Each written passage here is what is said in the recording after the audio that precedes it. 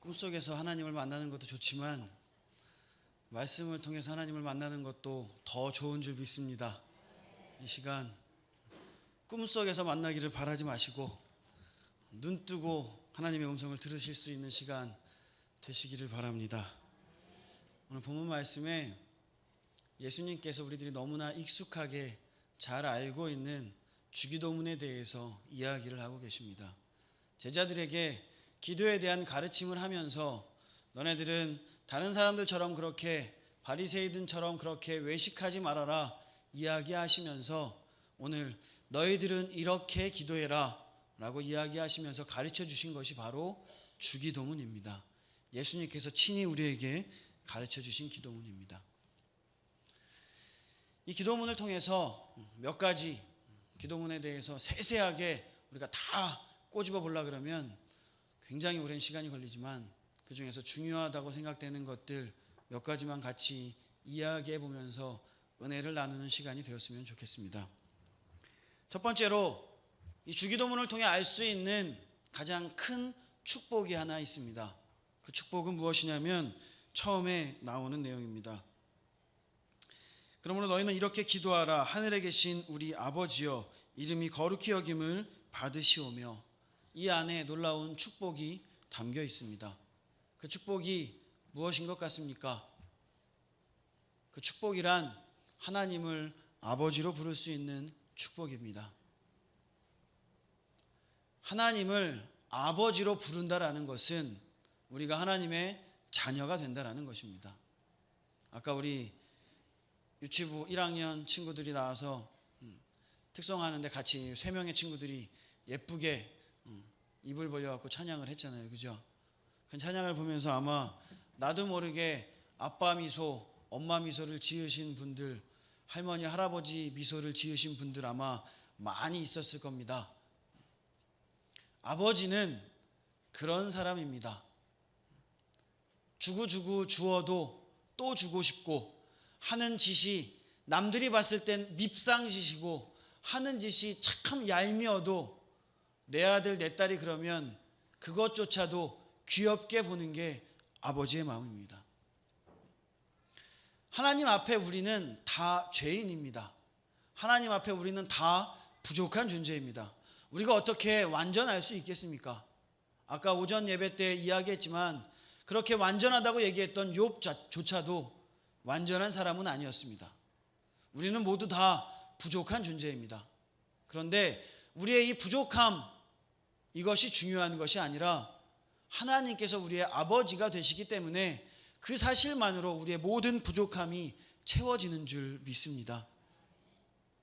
여러분들이 내가 잘나서 내가 뛰어나서 이런 능력을 얻은 것이 아니라 하나님의 아들이 된 것이 아니라 하나님이 우리를 사랑하셨기 때문에 우리가 하나님의 자녀가 된 줄로 믿습니다. 예수님께서 우리에게 주기도문을 알려주시면서 처음에 가장 복된 이야기, 하나님을 아버지로 불러라. 하나님을 아버지로 섬기고 하나님을 아버지로 모실 수 있는 주님의 귀한 자녀들 되시기를 주님의 이름으로 축원을 드립니다. 하나님을 아버지로 얻는다라는 것은 이 세상을 살아가면서 그 무엇보다 가장 큰 천군 만마를 얻는 것과 같은 그러한 힘을 얻습니다.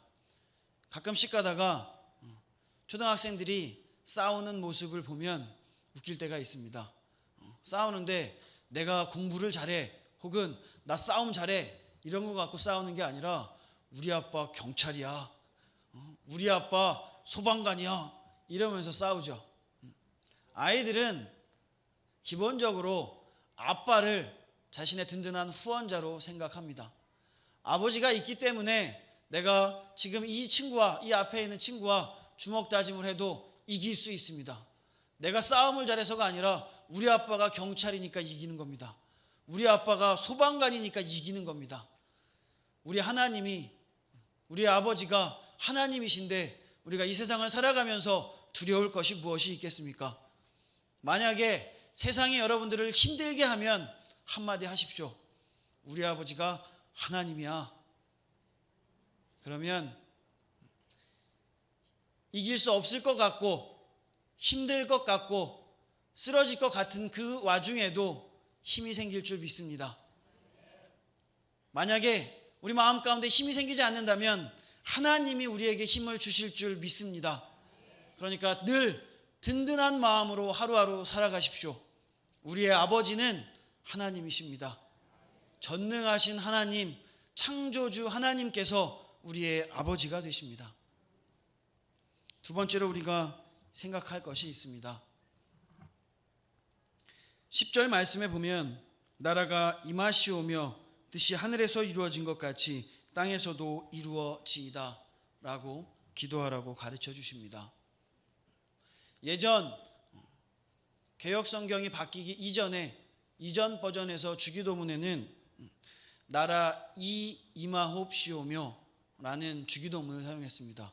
그러다 보니까 옆에서 잘 들어보고 주기도문을 잘 외우시는 분들한테 얘기해 보면 다 뭐라고 얘기하냐면 나라에 임하옵시며 이렇게 외웠습니다. 아마 여기 앉아 계신 분들 중에서도 그거 아니었어? 라고 생각하는 분들이 있을 겁니다. 나라에 임하옵시오가 아니라 나라 임하옵시오입니다. 이게 왜 그러냐면 지금은 우리가 주격조사를 는, 가 이거를 쓰는데 옛날에는 가를 쓰지 않고 대신에 이를 썼습니다. 그래서 나라 이게 나라를 주어로 사용하는 겁니다. 그래서 나라가라는 뜻이죠. 이거를 개역개정 우리 성경이 바뀌면서 주기도문에서는 굉장히 잘 번역을 했습니다. 그래서 나라가 임하시오며라고 번역을 했습니다. 하나님의 나라가 이 땅 가운데 임하기를 기도하라는 것입니다. 우리들이 쉽게 생각할 때 하나님, 우리가 하나님의 나라에 임하게 해주십시오. 하나님의 나라에 가게 해주십시오. 기도해야 맞는 것 같은데 예수님께서 가르쳐 주신 기도에는 너네들이 하늘나라에 가기를 위해서 기도하지 말고 하늘나라가 이 땅에 임하기를 위해서 기도하라 라고 말씀하시는 겁니다. 그게 무슨 의미일까요? 하나님의 나라가 이 땅에 이루어진다라는 것은 이 땅 가운데에서 하나님의 정의, 하나님의 온전하신 사랑, 하나님의 공평하심이 이루어지기를 위해 기도하라는 것입니다. 이 땅은 불의로 가득 찬 세상입니다. 뉴스를 틀면 온갖 안 좋은 이야기들, 온갖 부정부패의 이야기들, 이러한 내용들이 뉴스를 가득 메웁니다. 그러한 뉴스를 볼 때마다 우리의 마음 가운데 한 구석이 굉장히 무겁고 찜찜함을 느끼게 됩니다. 예수님은 우리에게 이러한 불의가 가득한 이 땅 가운데에서 하나님의 온전하신 정의, 하나님의 온전하신 사랑하심, 하나님의 이 공의로움이 펼쳐지기를 위해 기도하라고 말씀하신 겁니다. 예수님이 이 땅에 오신 이유가 무엇입니까? 분명히 예수님은 우리의 죄를 위해서 십자가에 달려 돌아가시기 위해서 우리의 죄의 문제를 해결하기 위해서 이 땅에 오셨습니다. 그리고 십자가에 달려 돌아가셨습니다. 하지만 그 전에 예수님은 3년이라고 하는 공생의 기간을 사셨습니다. 그 공생의 기간 동안 하신 일이 무엇입니까? 예수님이 공생의 기간 동안 하셨던 대부분의 사역은 많은 사람들에게 희망이 없고 소망이 없는 그들에게 하나님의 나라, 천국의 복음을 증거하면서 그들과 함께 하셨고 그들의 친구가 되어주셨고 그들에게 일어날 수 있는 힘을 주셨습니다. 불의로 가득 찬 세상 가운데 외식하는 자들 가운데 그들을 손가락질하면서 참된 하나님의 원하시는 삶이 무엇인지, 정말 하나님이 우리들의 삶을 통하여서 원하시는 일들이 무엇인지 가르치시고 잘못된 부분들이 있다면 꾸짖으시고 그리고 불의한 일들에 대해서 그것을 바로잡기 위해서 노력하셨습니다. 이 땅에 하나님의 나라가 이루어지는 것은 어찌 보면 불가능한 일일지 모릅니다. 왜냐하면 이 땅은 죄로 가득하기 때문입니다. 이 땅은 죄로 가득하기 때문에 하나님의 나라가, 하나님의 정의가 온전히 이루어질 수 없습니다. 예수님도 아셨을 겁니다. 하지만 그럼에도 불구하고 우리에게 원하시는 것은 무엇이냐면 이 땅에 그러한 정의가 일어날 수 있도록 너희들이 노력해라 라고 이야기하신 겁니다. 단순히 기도함으로 누군가가 그 정의가 이루어지기를 누군가에게 맡기는 것이 아니라 너희들이 이 땅 가운데 하나님의 정의가 이루어지기를, 그래서 정말로 이 땅이 하나님의 나라처럼 아름답게 되기를 위해서 노력하라라는 겁니다. 여러분은 얼마나 하나님의 정의가, 하나님의 나라가 이 땅 가운데 임하도록 노력하고 살아가고 있습니까? 혹시 교회에서 예배를 드리고 집으로 돌아가는 길에 정의를 지키지 않고 하나님께서 원하시지 않는 그러한 삶의 방법으로 세상 가운데서 살아가고 있지는 않습니까? 입으로는 내가 하나님의 자녀입니다, 입으로는 내가 하나님의 백성입니다 이야기하면서도 교회에서는 내가 정말로 하나님의 자녀처럼, 하나님의 백성처럼 거룩하게 행동하면서도 세상 가운데 돌아가서는 하나님이 원하시지 않는, 하나님이 원하시는 삶과는 전혀 반대되는 그러한 삶을 살고 있지는 않습니까? 하나님의 나라가, 하나님의 정의가 이 땅 가운데 실현되기 위해서는 다른 누군가가 그 정의를 실현하기 위해 노력해야 되는 것이 아니라 바로 내가 그 정의가 이 땅 가운데 일어날 수 있도록, 하나님의 나라가 이 땅 가운데 임할 수 있도록 노력해야 되는 것입니다.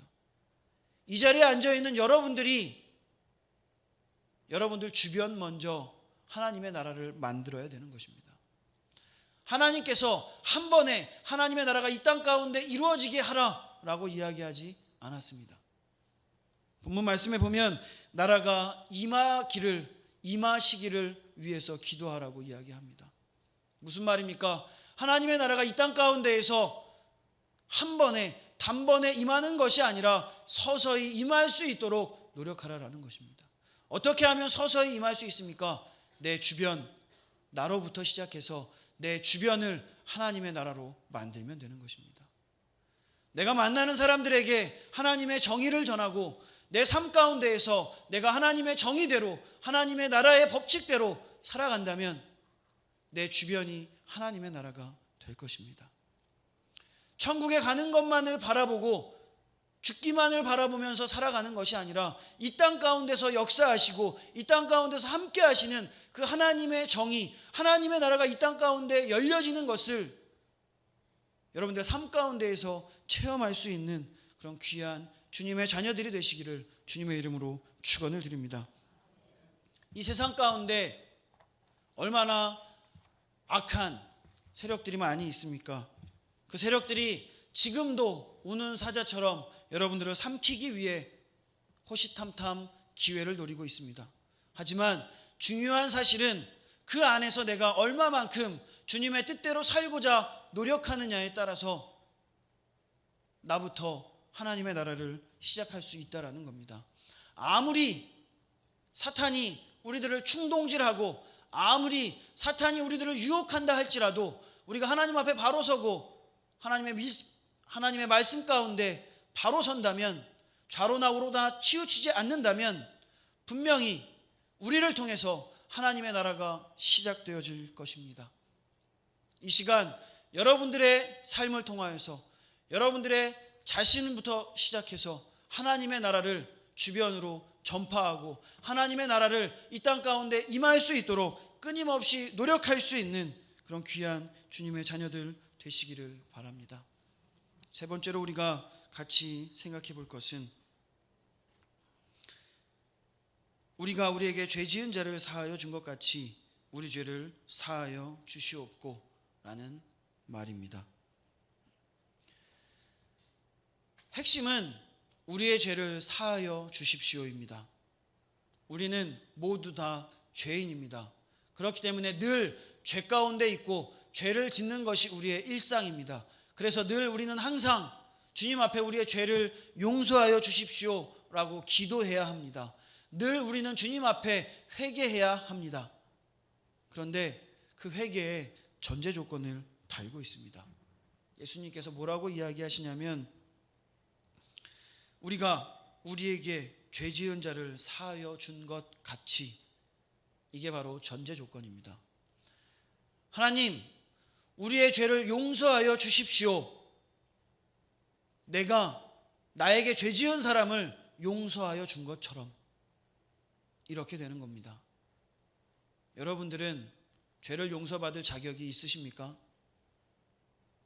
여러분들은 하나님 앞에 하나님 내 죄를 용서하여 주십시오 기도할 수 있는 자격이 있으십니까? 이 전제 조건을 충족하십니까? 여러분들에게 잘못하고 여러분들을 화나게 하고 여러분들을 억울하게 한 사람들을 사랑으로 용서하고 계십니까? 이 말씀이 얼마나 중요했던지 예수님께서 이 주기도문을 가르쳐 주시고 나서 바로 뒤에 14절, 15절에 이 부분을 부연 설명하고 있습니다.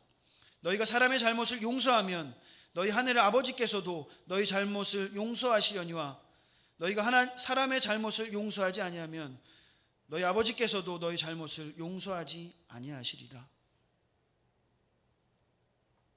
우리가 하나님 앞에 죄를 회개하고 하나님 앞에 죄를 용서받기 위해서 선행되어야 할 전제 조건은 내가 내 스스로 내 주변을 용서할 수 있어야 된다는 것입니다. 입으로는 내가 하나님 앞에 신실함을 고백하면서 입으로는 내가 하나님 앞에 바로 섬을 이야기하면서 실상 내 삶에서 남을 증오하고 남을 미워하고 내가 다른 사람들은 다 사랑할 수 있지만 저 사람만큼은 내가 용서하지 못하겠다, 저 사람만큼은 내가 용납하지 못하겠다 하는 마음을 가지고 있지는 않습니까? 중요한 것은 내가 그들을 용서할 때 하나님께서 우리의 죄를 용서해 주신다는 사실입니다. 내가 용서하지 못하고 내가 그들을 미워하며 내가 그들을 증오할 때 하나님은 우리의 죄를 용서해 주시지 않는다고 오늘 본문 말씀은 이야기하고 있습니다. 사랑하는 성도 여러분, 하나님께서는 여러분의 죄를 용서하기를 원하십니다. 하나님께서는 여러분들의 죄를 사하여서 여러분들을 모두 다 천국의 백성으로 삼기를 원하십니다. 우리가 해야 될 일은 주님 앞에 무릎 꿇기 전에 내 옆에 있는 사람을 사랑하고 내 옆에 있는 사람을 용서하는 일입니다. 용서한다라는 것은 사랑을 전제하지 않고서는 이야기할 수 없습니다. 내가 저 사람을 진심으로 사랑하지 않으면 입으로는 내가 용서할게, 말로는 내가 그래 다 잊어줄게 이야기하지만 마음 가운데 참된 용서가 있을 수 없습니다. 다시 말하면 그를 진정으로 사랑하지 않으면, 그를 정말로 용납하지 않으면 진정한 용서를 할 수 없다라는 겁니다. 오늘 이 말씀, 우리가 우리의 죄를 사하여 준 것, 우리에게 잘못한 사람을 용서하여 준 것처럼 우리의 죄를 용서하여 주십시오라고 하는 이 말씀의 가장 기본이 되는 전제 조건은 바로 우리가 서로 사랑하는 것입니다. 예수님의 첫째가는 계명이 무엇입니까? 예수님께서 예수님의 모든 가르침을 이야기하실 때 압축한 것이 무엇입니까? 먼저는 하나님을 사랑하는 것, 그리고 두 번째는 내 이웃을 내 몸과 같이 사랑하는 것입니다. 사랑할 수 있는 여러분들이 되시기 바랍니다. 나 자신을 사랑하는 것으로 끝나는 것이 아니라 내 옆에 있는 사람을 사랑하시기 바랍니다. 내 옆에 있는 사람을 사랑함으로 인하여서 정말 그들을 용납하고 그들을 끌어안을 수 있는 그런 여러분들이 되시기를 바랍니다. 나를 좋아하는 사람을 사랑하는 것은 바리새인들도 할 수 있습니다. 나를 좋아하는 사람을 나도 같이 사랑하고 나를 안아주는 사람에게 가서 내가 안아주는 것은 누구나 할 수 있는 것입니다. 그거는 예수님을 믿지 않는 사람도 할 수 있습니다. 예수님께서 우리에게 원하시는 것은 우리에게 잘못한 사람, 우리에게 죄 지은 사람, 우리를 욕되게 한 사람, 그 사람까지도 사랑하기를 원하시는 것입니다. 예수님께서 십자가에 달려 돌아가시면서 마지막 7원을 남기셨습니다. 그 마지막 7원 가운데 한마디가 주여 저들을 용서하여 주시옵소서. 저들은 저들이 하는 일을 알지 못함이니이다. 기도했습니다. 예수님의 이 기도는 자기를 십자가에 못 박은 사람들을 용서하는 기도입니다. 예수님의 이 기도는 예수를 십자가에 못 박아라 손가락질하고 예수님이 십자가에 못 박히는 그 모습을 보면서 그 앞에서 조롱하고 희롱했던 그 사람들을 위한 기도였습니다. 예수님을 못 박고 예수님을 희롱했던 그들까지도 예수님은 사랑하셨습니다. 그리고 그들을 위해 그들을 용서하셨습니다. 그리고 우리에게도 이야기하십니다. 너희가 서로 사랑하라. 단순히 잘하는 사람에게만 사랑하라고 이야기하는 것이 아니라 너희가 너희에게 잘못한 사람을 용서해라. 그 사람을 정말로 사랑하고 받아들여라. 그러면 하늘에 계신 아버지께서도 너희들을 받아주실 것이다. 오늘 이 주기도문에 대해서 우리가 몇 가지 이야기해 봤습니다. 주기도문의 핵심은 너희가 이렇게 기도해라. 너희가 골방에 들어가서 무릎 꿇고 하나님 앞에 이렇게 되기를 기도해라. 이거를 원하신 것이 아닙니다. 주님께서 원하신 온전한 기도라는 것은 이 기도문에 나와 있는 내용처럼 너희들이 그렇게 살아라라는 것입니다. 온전한 기도란 무엇입니까? 온전한 기도라는 것은 주님 앞에 단순히 입술로만 고백하는 것으로 끝나는 것이 아니라 여러분들의 삶을 통하여서 그 기도를 이루라는 것입니다. 온전한 기도를 여러분들은 드리고 계십니까? 온전한 기도를 하기를 원하십니까? 그렇다면 지금 당장 여러분들의 삶의 모습을 바꾸시기 바랍니다. 여러분들의 삶 속에서 주님께서 원하시는 그런 귀하고 복된 삶이 되도록 노력하시기 바랍니다. 내가 조금씩 주님께서 원하시는 삶의 모습대로 몸부림칠 때 그것이 하나님 앞에 참된 기도가 되고 그것이 하나님의 보좌를 움직일 수 있는 올바른 기도가 될 줄로 믿습니다. 기도의 응답을 받기를 원하십니까? 기도하시기 바랍니다. 무릎 꿇고 기도하는 것으로 입술로 고백함으로 기도하는 것으로 끝내지 마시고 여러분들의 삶을 통하여서 그 기도를 이루어 나가시기 바랍니다. 그렇게 한다면 분명히 하나님께서 그 기도 가운데 주님의 보좌를 움직여 응답해 주실 줄 믿습니다. 여러분들의 삶을 통한 기도로 늘 응답받는 그런 귀한 주님의 자녀들이 되시기를 주님의 이름으로 축원합니다. 기도하시겠습니다. 사랑이 많으신 아버지 하나님, 저희들은 언제나 부족합니다.